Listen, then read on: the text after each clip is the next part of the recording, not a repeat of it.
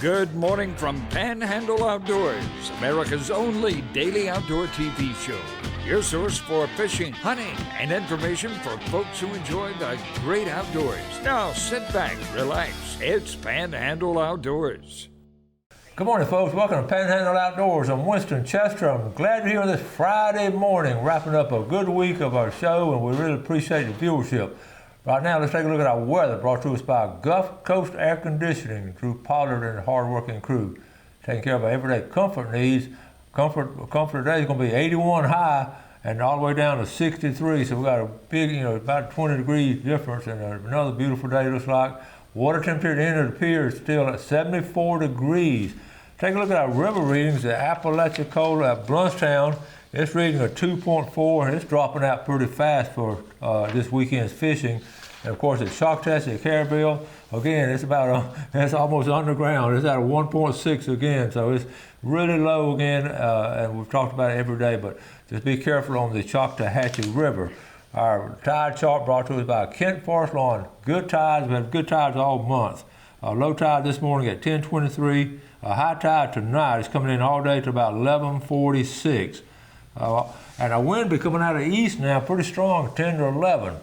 We try to keep in regular contact with our friends down at Sea Quarters Marina to see what's going on the eastern end of our viewing area. All kind of exciting things always going on. We just like to communicate it with I know a lot of y'all try to get down that way. So on the phone from Sea Quarters, I have Captain Kim. Good morning.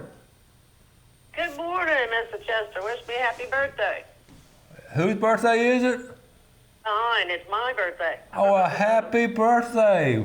I knew we called that a 29 again. That's awesome. Yeah. Well, you having a big party and all down that way? No, I'm too old for that. Hey, we've been doing some real good red fishing around here. Of course, that new moon's got that tide real low right now. Yeah. But last couple of days, I've been hitting some big ones. Oh, that's good. Of course, we good. got plenty of freshwater bait and tackle and everything, so they've been mirror lures, and the fish bites have actually been pretty popular. Are they catching those? Usually it's the chunk mullet. I'm sorry. Are they catching the redfish on some fish bites also? Yeah. It's I don't know what that stuff is, but it works pretty good around here. They were catching pompano with the fish bites not too long ago, so it's must be a smell thing. But oh yeah, the reds have been pretty good size. It really is. Did you get some good pompano reports this past month? I didn't really get a whole lot of it. I have heard a lot of people going a little bit further west of here and having a little better luck.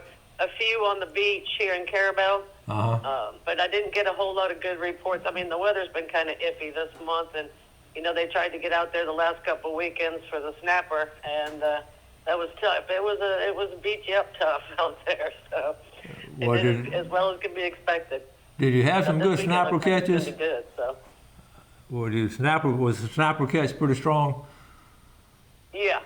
Most of the starter guys, I guess, and the regular recreational, all had their limit, so they did good. Okay, so if we're going fishing down there this weekend, what would you recommend? I think it's going to be a little bit windy for going too far offshore. I would stick close to the beach or stick right here in the river with the reds and the trout. We've got all kinds of Halloween activities going on here on Saturday, so that'll be something extra if you bring your girlfriend and she doesn't want to go fishing. That's right. That's a good idea. So redfish will be good all along that area then. This time of year, I love the redfish. Yeah. Okay. Y'all got everything else going well down that way, right? Yeah, we're all doing good. We're anticipating a good, the loopers are going to start coming now from like the Mobile area and what have you. They just had a big rendezvous, so there'll be all kinds of boats hanging around, so it'll be fun. It'll be a fun next month. Oh, I know it will be. We'll try to get down there and check things out. Well, yeah, I look forward to seeing you. Well, thank you for this report, and I hope you have a very happy birthday today. Thank you so much. I appreciate it, Mr. Chester. We'll talk to you soon. Okay, bye-bye. Bye. All right, folks, we'll be right back.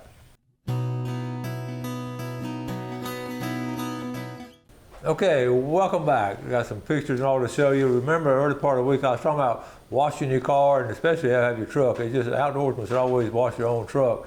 Ironically, the next day, a guy, one of my former students, Jesse Green, he's married to Coach Graff's daughter, he posted this. This is true now. He had nothing to do with what I talked about on the show. He made a huge mistake taking the Tundra. He had a brand new Tundra truck through a car wash, scratches everywhere. So see what I told y'all? You shouldn't take those trucks through those car washes. Okay, let's move on. The Choctaw River fishing, this is a good report by Kenny Bird. This is in the middle of the day. We're talking about low water and all. This is what can happen in the middle of the day because those fish are going toward that deeper water, and that's what's going on. And look at there, a nice catch. Okay, moving on, the Northwest, and Ken Paramore sent this to me. Only a few days left. You can win a Grand Slam on a turkey hunt. National Wild Turkey Federation has a chance for a Grand Slam. That's about $14,000 in prizes they're giving away. So check it out. Only a couple days left in it. This is interesting. I know it's fine print, but I'm going to sort of explain it to you. Carol Miller sent this to me. It's a wilderness and remote area first aid training. It's a new. They put in something new. This is out of the college, and we've talked about how to do things and all. And they're actually doing a class. It's going to be one day. This is exciting. And Carol, I appreciate you sending it to me. So, as outdoorsmen and remote wilderness and all, okay, here's the topics we're going to go over. This is cool. Number one, first thing is patient assessment. Then how to do cuts, wound care, and bleeding control. Shock, which can happen so quickly out there. Splints and tourniquets. We've been in a situation like that where those kind of things have happened. Fractures and dislocation from falls, from tree stands and all. Heat exhaustion, that we've been in that situation before, talking to other people and all. And then of course frostbite and hypothermia. And the last one is building a homemade stretcher, how to do it. Because we can't get, even though we have cell phones, a lot of times out there in the wilderness, the cell phone doesn't have a signal. You get in the middle of Tate's Hell or Apalachicola National Forest, you're not going to get a signal, or Blackwater River State Forest. So here's a course. It's going to be November 12th. It's only 4 hours from 9 a.m. to 1 p.m. If I'm in town and all I can make it, I certainly want to go to that. The fee is $55, and if you can't go, maybe get someone that you hunt with or fish with to go and just, this is really good stuff. And we need to be aware of it. So thank you, Carol, for sending that to us, and we'll share it some more and all. That's not this Saturday, but 2 Saturdays, November 12th. Okay, let's take a quick break. We'll be right back.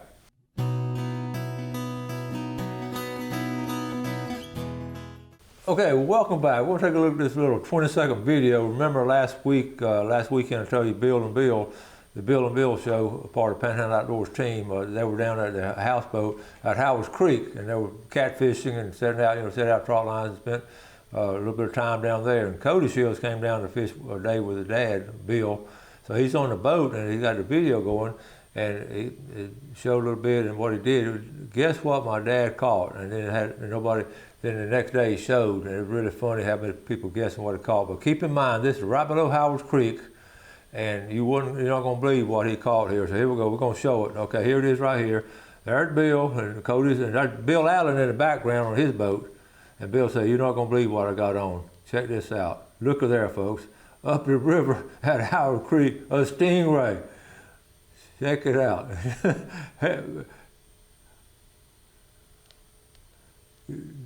That's not an everyday catch in that part of the river system. How about that? Okay, so thank you for sharing that, Cody.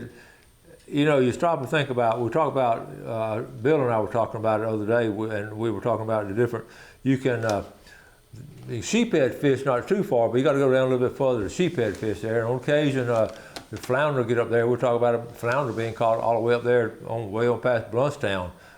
Hitting sandbars and all, but you usually don't see a ray like that that's been caught. So I'm going to move on. Speaking of, let me see, I've got all kind of cool things going on. I got so much to show. I'm going to do a duck report, but let's move on to this one. Here's a good one. Dana Sewell Cole. Nothing like an evening at the pond. Truly thankful to have this place to come and enjoy. We'll talk about pond fishing, did a fishing report, but you know, we take for granted a lot of times so many ponds around the Florida Panhandle. Some are man-made, some are natural. The old irrigation ponds that farmers used to use. A lot to be said about just fishing in the ponds. Good job, Dana. And look what, you see the worm they're using? It's hard to beat those big old earthworms. That's a natural bait, okay? Now, speaking of natural plays, I'm going to talk about this Matt Spencer up there at Alpha, and he's down at Tateshale State Forest, okay? So I'm glad to get a report. We don't get a lot of report from Tateshale. We just had Carabel, that's north of Carabel. We just had them on the report. So here's a couple of pictures out of Tateshale, and it is really a remarkable place, and not a lot of people go there for various reasons. So what he was talking about, the last sentence right here, read the last sentence. There are a lot of moccasins down there. Okay, so let's go to, so you see his pictures, okay? Beautiful, beautiful. And then what do you see? He said that place is full of moccasins. Look at that cottonmouth right there. And that's just something you need to be aware of. Let me tell you this, I am, honestly myself, I'm more scared of a cottonmouth water moccasin than I am of a big old rattlesnake. Mainly for the reason on a rattlesnake, you're gonna hear them rattle. But a moccasin, you're right there. And I know it's happened to y'all before, especially out there around the water, and they're just sitting there. And a lot of times you don't see them until they open that mouth and see that white spot. So, and a natural area like Tateshale, it's just full of them like that. Okay, but I want to move on to, I ran across this one. This is funny when out there fishing. When the guys in the next boat have a good fish on, you sort of look, what are they fishing with? Why aren't we catching them? Okay, okay, I got my pictures scattered this morning for various reasons. I wanted to do a report, a duck report, because the duck season is here basically, as far as ducks starting to come down here. So I went on, you remember last 2 years, I was going to find the different Ducks Unlimited, different reports from different places and all. So usually I just move around and do it. So anyway, last night I just copied a couple of pictures, and here's the report, okay? Okay, here's a map from last night, okay? So you see each one of these are reports by different hunters. We zoomed in on a little bit. So you see the two right down in here. The actual one's from Freeport and the other from Mobile. So I got those reports. Here it is right here. Okay, Mobile Bay and Freeport. Okay, here's the one. Here's one coming in from Freeport, coming in John W. Okay, low numbers, but basically a couple of mergansers on the south side of the bay. Haven't seen anything else. So it's really too early. Honestly, in this area right here, I haven't quite covered up. Here's over here in Mobile, what they call Justin Bay. Look at that, loaded to the gills right now. Looks like we are going to have an incredible duck season. Can't wait to shoot my limit up. Bluebills and ringnecks. So I always get excited about these duck reports because it's nature at its finest as far as the migratory path of these birds. And every year, I've always often wondered, but when that map started coming up, when Ducks Unlimited started doing that, I just thought that was so cool because it's real people calling in and giving reports. So Mobile Bay's already got them. We don't have them here yet. I've observed for the past 40-some years, well, almost 50 years, the St. Andrew Bay system as far as ducks coming in and where they come, and we haven't started yet. So anyway, just want you to be aware of those kind of things going on. Don't forget, I got a report on pumpkins. On a lot of y'all, it's fall. I've got pumpkins out, and someone just put a little message, and most of us know it, but a lot of times, don't throw your pumpkin in the trash. Throw it out in the edge of the yard or something. It's such a natural food for all kinds of different animals and insects and all. And we've always done that, but if you can, it's just a little, as outdoorsmen, I know most of y'all know that. Okay, let's get our drawing. Brought to us by Tarpon Dock Seafood, and what a great weekend to get some fresh seafood, shrimp or flounder or grouper or snapper. And speaking of snapper, okay, let's take a $20 gift certificate first. I'm going all the way to the bottom. I'm going to try to get together a Christmas drawing, some things for Christmas later on. So All right, here we go. The winner, Stephen Simmet from, Stephen from somewhere in the Panhandle. And then the big red snapper, okay, is going to be from Panama City, Peyton Davidson. Congratulations to you folks, and if you get a chance to go by and see Tarpon Dock and get some fresh seafood, run by and see them, okay? We're going to take our final break, come back with our famous Friday fishing forecast.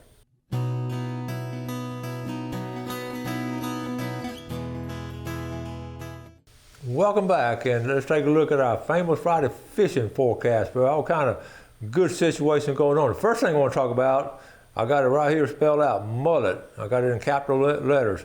Folks, this week there have been a lot of big mullet jumping. I've observed them myself, I've talked to folks, and I've seen some pictures of folks catching mullet. So the red roe is here. That's what about the old timers always talk about, the red roe and the mullet. Okay, we've talked about it before in here. And I was thinking last night, the original old timers, when the bridge was built, this is where they would go. There are a lot of, you can do it two ways. You can wade out there, or you can throw from a seawall or a bridge, or some kind of dock. I mean, that's how I do it. A lot of them would wade out in St. Andrew Bay. But then it got to be when this bridge right here was built. Okay, let's zoom in on it. The Hathaway Bridge. Okay, this is a big bridge. Here's where they go. I'm gonna zoom on in here. Right there in the center of the screen, around that wall, they get up under the bridge there, and those mullet are coming out of the bay, and on that side, on the west side of the bridge, in fact, they still do it. That is one of the top spots for a long time here in the Florida Panhandle, especially for the Panama City and St. Andrew folks, right there. Okay, and then of course, then at the jet is here, wading out right here, off of this point right here. You understand the same motto as far as them, or same method as far as them coming out of the pass, right there in the center of the screen off Sandy Point. Wading out there is good. But over the years, it sort of slowed down because of the boat traffic. And then switching over to Choctawhatchee Bay, same situation there. A lot of old timers, old Destin folks, there were some old docks here, original old docks in here, and they're not there now. But then when that bridge was built, they would go on this side, again on the west side. They'd be coming as a little deep channel right there. That's where they would go. Anyway, so enough about mullet. Also, Apalachicola Bay, those guys would. The thing about there is more oyster shells in Apalachicola Bay, so you got to know where the sandy spots are when you're out wading and casting. So this is the time of year to catch some mullet. Okay. Here's first of all on the report on going on tomorrow if you're fishing. I wrote down this word too, windy. The wind forecast of 10 to 12 in different areas. So you want to get out of wind, it'll be coming out south, southeast, so you want to try to get out of the wind. Don't let that stop you ever from going fishing. Just understand where you want to go fishing. The 331 bridge fishing is going to be good. 331 bridge looks good. I got a good report from there. Let's look at freshwater real quick. I talked about, again, the river's low. We talked about it last 4 Fridays, I think. So you know how we talked about concentrating in the area. You saw the report earlier of the Choctawhatchee River. Those fish caught in the middle of the day. So be aware of that. Pond, you saw pond fishing going to be good. You saw where Dana Cole caught some nice. If you get a chance to get in around a pond in the fall, you got the leaves changing and real beautiful and all. So pond fishing is going to be really good. Also this Sunday, the Quincy Bassmasters are going to be having a tournament up there at Lake Talquin, and that's going to be good. The bay, the redfish bite has been steady. We just got a report from Sea Quarters Marina. What's going on down there? What she was talking about. We'll go down here where she was talking about. Here, of course, here's Stacy. Here's what we're talking about. Right. Getting it around the river right here, where the river's coming out. The real bronze-colored redfish and all will be in this area right in here, right in the center of the screen. But the big thing about that, I've talked about it before, you go back on the backside of Dog Island if you have a boat. But if you don't have a boat, you still can wade fish on the backside of St. George Island. We've done that before. That would be really good, especially if we go down to State Park and wade fish right in there. You're going to be out of the wind, okay, with the wind coming out, you're going to be out of the wind and do some really good wade fishing all through here. It's going to be some muddy at spots. If you have a kayak, like we've done before, paddle out a little bit and just anchor it out and walk out if you can. Wade fishing is just a lot of fun. And then, of course, I always want to talk about the East Point Bridge here, fishing with it if you get a chance. Okay. All right, so we've got, let's see, we've got about a minute left. Redfish in the bay. The bridge fishing is going to be strong here. The Lynn Haven Bridge, I've seen folks fishing off of it all week as I go by there, which tells me there's been a steady bite. The mullet's going to be strong. We talked about that earlier. Good run on the mullet. The redfish is going to be strong. Bill Allen and I went out the other afternoon for just a couple hours. Caught a few trout. Nothing to write home about. Didn't have the water. I tell you, we talked about something. A lot more grass in the bay system than we thought. And the reason for that, because we had a really cold weather and it killed some of the grass. Some of that grass had floated to the top. So we weren't expecting that, so we had to sort of change our game plan. So always be flexible when you go out. There's more grass in the water, especially if you're going to fish in the Elizabeth Bottoff tournament tomorrow. I hope be sure and go to weigh-in. It's not tomorrow, it's next week. But be sure to go to weigh-in and all that and check those things out and buy some raffle tickets. Okay, got to wrap things up. It's going to be windy this weekend. Be safe out there. Always wear your inflatable life jacket. It's automatic with us now when we get out there. Bill and I talk about it all the time, how we used to not do it, now we wouldn't dare not do it. So always stay on the safe side of the outdoors. Gonna wrap it up.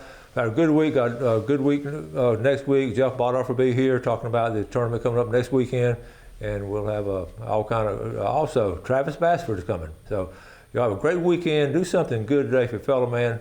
Enjoy our beautiful outdoors, and God bless.